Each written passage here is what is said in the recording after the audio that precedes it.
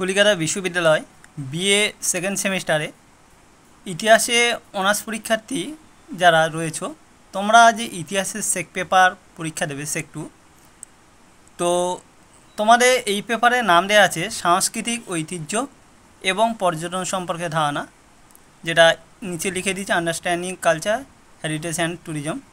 তো এই পেপারের উপর থেকে তোমাদের আজকের একটি তোমাদের লাস্ট মিনিট সাজেশান তুলে হচ্ছি, যেটা অত্যন্ত গুরুত্বপূর্ণ সাজেশান তোমাদের কাছে হতে চলেছে। তাই ভিডিওটি স্কিপ না করে একটু ভালো করে দেখে নাও এবং বুঝে নাও। প্রশ্নগুলো কিন্তু তোমরা এখান থেকে চোখ বুঝিয়ে কমন পাবে। তোমাদের দেখো 30 নম্বরে একটা প্রশ্ন তোমাদের এখানে করতে হয়, আর 10 নম্বরে দুটো করতে হয়। এইভাবে তোমাদের নাম্বার বিভাজনটা রয়েছে। তো প্রথমে তোমাদের 30 নম্বরের জন্য যেহেতু তোমাদের নিউ সিলেবাস এবং প্রথম পরীক্ষা হতে চলেছে, তাই প্রশ্ন সম্পর্কে বিতর্ক আছে এবং অনার্সের সাজেশান এবং পাশের সাজেশান কিন্তু আলাদা রয়েছে। তোমরা যারা একটু খেয়াল করে পড়াশোনা করবে, তো এটা শুধুমাত্র অনার্স পরীক্ষার্থী যারা, তোমাদের জন্য কিন্তু সেক পেপারের সাজেশান। তো এখানে দেখো বিভাগ ক 30 নম্বরের জন্য তোমাদের 4টে প্রশ্ন এখানে আমি রেখেছি, কিন্তু আমাদের 3টি প্রশ্ন অত্যন্ত গুরুত্বপূর্ণ। এই 3টে কিন্তু সবাইকে করতে হবে, যেহেতু প্রথম বছরের পরীক্ষা 30 নম্বর একটা প্রশ্ন লিখলে সেদিকে এখানে কিন্তু 5 নম্বর উঠে আসে। তাই তোমরা ভালো করে সতর্ক থেকে প্রশ্নগুলো করবে। দেখো এখানে প্রথমে আমি দিয়েছি 30 নম্বরের বিভাগ ক থেকে সাম্প্রতিককালে তোমার দেখা একটি উৎসব বা মেলা সম্পর্কে একটি প্রতিবেদন লেখো। এই প্রশ্নটা সবাই করবে, কারণ যেহেতু তোমাদের সাংস্কৃতিক ঐতিহ্যের ক্ষেত্রে উৎসব সম্পর্কিত রয়েছে। আর কলকাতা ইউনিভার্সিটি তোমার উৎসব থেকে কিন্তু যদি বড় প্রশ্ন দেবে বলে, তাহলে কিন্তু এই প্রশ্নটি তোমাদের দেবে।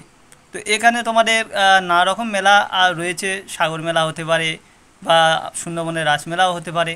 তো যে কোনো একটা তোমরা থিওরি কনসেপ্ট লিখতে পারো। তো এখানে অনেকগুলো যে যেমনভাবে মেলার উপর থেকে লিখতে পারো, কোনো অসুবিধা নেই, পয়েন্ট ভিত্তিক লিখলেই হবে। এইবার দেখো দ্বিতীয় প্রশ্ন রয়েছে ভারতের একটি স্মৃতিসৌধ হিসাবে তাজমহল সম্পর্কে একটি প্রতিবেদন লেখো। তারপরে এটা আমার কাছে গুরুত্বপূর্ণ প্রশ্ন, সেই জন্য আমি তোমাদের এটা তারপরে রেখেছি।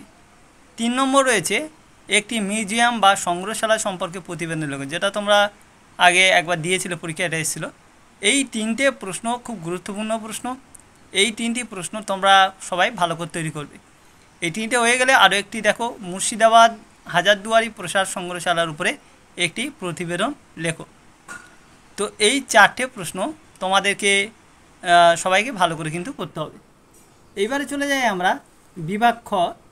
এখানে তোমাদের 10 নম্বরের যে প্রশ্নগুলো করতে হবে, এই জায়গাটা কিন্তু প্রশ্ন সংখ্যা একটু তোমাদের বাড়বে, কারণ অনেকগুলো প্রশ্ন তোমাদের এখানে হয়ে থাকে এবং খুব সতর্ক থেকে করতে হবে।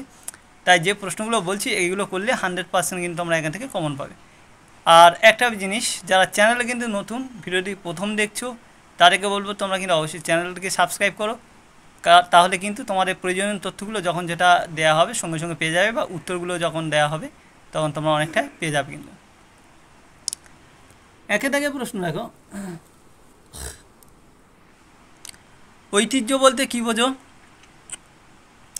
ভারতীয় সাংস্কৃতিক ঐতিহ্য সংরক্ষণে গুরুত্ব ব্যাখ্যা করো। প্রথম এই প্রশ্নটি ভালো করে করবে। দ্বিতীয় প্রশ্ন দিল্লি সুলতানি স্থাপত্য রীতি বৈশিষ্ট্য সম্পর্কে লেখো। তারপর এটি করবে 3-এর দাগে মুঘল যুগে ভারতের স্থাপত্য সম্পর্কে আলোচনা করো। 4-এর দাগে আদিরা মসজিদের স্থাপত্য বৈশিষ্ট্য আলোচনা করো। 5-এর দাগে প্রাচীন ভারতে মন্দির স্থাপত্য সম্পর্কে আলোচনা করো। 6-এর দাগে মেলা কীভাবে সমাজ বা সংযোগ সাধনের মাধ্যম হিসাবে কাজ করে, বা একটু ঘুরিয়ে আসতে পারে সাংস্কৃতিক ঐতিহ্যের সাথে পরিচিতি ঘটানোর ক্ষেত্রে উৎসবে তাৎপর্য লেখো। পরপর খুব গুরুত্বপূর্ণ প্রশ্নগুলোও বলছি, প্রত্যেককে কিন্তু এই প্রশ্নগুলো অবশ্যই করতে হবে। তারপরে তোমাদের রয়েছে এখানে দেখো ঐতিহ্য কী, ভারতের সাংস্কৃতিক ঐতিহ্য সংরক্ষণে বৈশিষ্ট্যগুলি লেখো। 8-এর দাগে তোমাদের দেওয়া আছে একটি স্মৃতিসৌধ হিসাবে ভিক্টোরিয়া মেমোরিয়াল সম্পর্কে আলোচনা করো।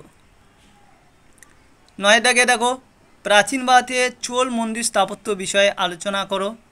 এবং 10-এর দাগে রয়েছে তোমাদের 1972 সালের ভারতে পুরাকীর্তি এবং শিল্প কোষাগার আইন সম্পর্কে লেখো। তো নেক্সট কোশ্চেন দেখো, 11 দাগে দেখো বাংলা তথা ভারতের ঐতিহাসিক পর্যটন সম্পর্কে আলোচনা করো। 12 দাগে টিকা লেখো, সাঁচির বৌদ্ধ স্তূপ, খুব গুরুত্বপূর্ণ কিন্তু টিকা, ভালো করে সবাই করবে। 13 দাগে এখান থেকে এগুলো তোমরা মোটামুটিভাবে দেখবে 13 থেকে। পর্যটন কি, পর্যটনের শ্রেণীবিভাগ ও পর্যটন শিল্পের গুরুত্ব লেখো। 14 দাগে কীভাবে ভারত সরকার প্রণীত আইনগুলি ঐতিহ্য সংরক্ষণের ক্ষেত্রে সাহায্য করে। 15 দাগে কীভাবে একটি জাতি প্রত্নতাত্ত্বিক ও পরিবেশগত ঐতিহ্য সংরক্ষণের কাজটি করা যায়। তো এই হচ্ছে তোমাদের টোটাল প্রশ্ন। এই প্রশ্নগুলোকে তোমাদের ভালো করে করতে হবে, আর প্রত্যেকটা জায়গা গুরুত্ব দিয়ে করবে, বিশেষ করে 30 নম্বরের প্রশ্নগুলোকে, কারণ ওইগুলো খুব গুরুত্বপূর্ণ, ওখানে 5 নম্বরে উঠে যায়। তারপরে এখান থেকে তোমরা যতটা ভালো করে করতে পারবে তত তোমাদের সেক্ষেত্রে লাভজনক। আর যারা চ্যানেল নতুন না, এখনও চ্যানেলটি সাবস্ক্রাইব করোনি, তারা অবশ্যই চ্যানেলের সঙ্গে যুক্ত থেকো। তোমাদের অন্যান্য সব সাজেশন দেওয়া হয়ে গেছে, যারা দেখোনি একটু প্লেলিস্ট দেখে নিও। তো আজকে ভিডিওটা এখানে শেষ করলাম, পরবর্তী ভিডিওতে আবার দেখা হবে। সবাই ভালো থেকো, সুস্থ থেকো।